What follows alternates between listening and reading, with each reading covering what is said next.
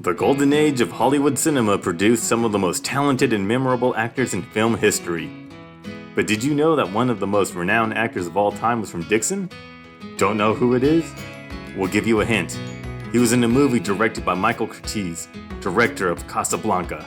He also worked alongside legendary actors Olivia de Havilland and Alan Ladd. That's right, the Hollywood legend from Dixon is none other than King the Dog.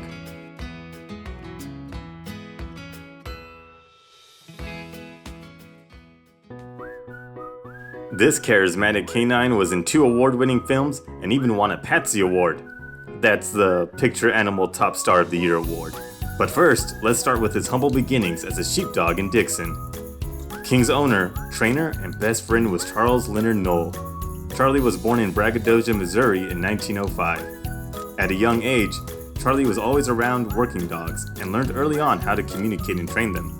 After working in a logging mill and the farming industry in the Southwest, he eventually moved to Solano County, where he became a cattle and sheep farmer. Naturally, he trained his dogs to help him on the farm. One of those dogs was King, Charlie's favorite dog.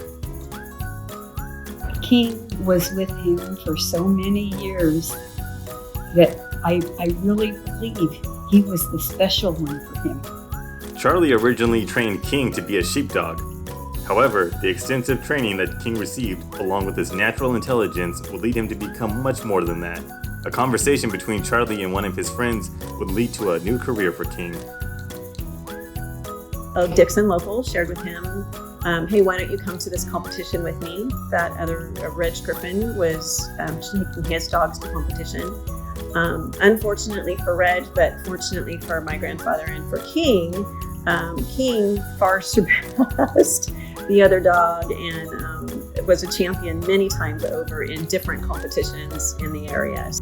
Charlie and King would go on to win the Dixon Sheepdog Trials 8 years in a row, and the Ramsell International competition 7 years in a row. But it was at the Far Western Sheepdog Trials that King was noticed by Hollywood producers. Soon, King was in his first Hollywood movie, Wild is the Wind. The movie starred Anna Magnani and Tony Quinn. King and one of Charlie's other dogs, Sam, can be seen throughout the movie doing what they do best, herding sheep. The film was nominated for 3 Academy Awards and was nominated for a Golden Globe for Best Picture. After Wild is the Wind, King was cast in Michael Curtiz's The Proud Rebel. This would be King's biggest and final cinematic role. The film centers around John Chandler, played by Alan Ladd, who travels the country searching for any doctor that might be able to help his mute son talk again. Traveling with only his son, played by Alan Ladd's son, David Ladd, and his well-trained sheepdog, played by King, Chandler gets into trouble with the law when some sketchy sheep farmers try to steal his dog. As a result, Chandler is forced to work a few weeks on Lynette Moore's farm. Moore, played by Olivia de Havilland, and Chandler begin falling in love while dealing with unsavory sheep farmers and trying to figure out how to help Chandler's son talk again. King wasn't the only one from Dixon that was in this major Hollywood movie, though.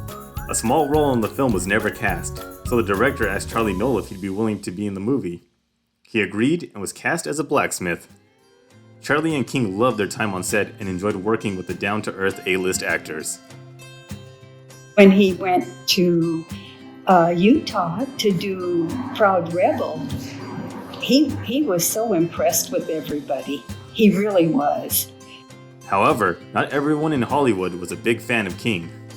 One fun story to share about King, who again is a working dog and he's ready to go whenever you are.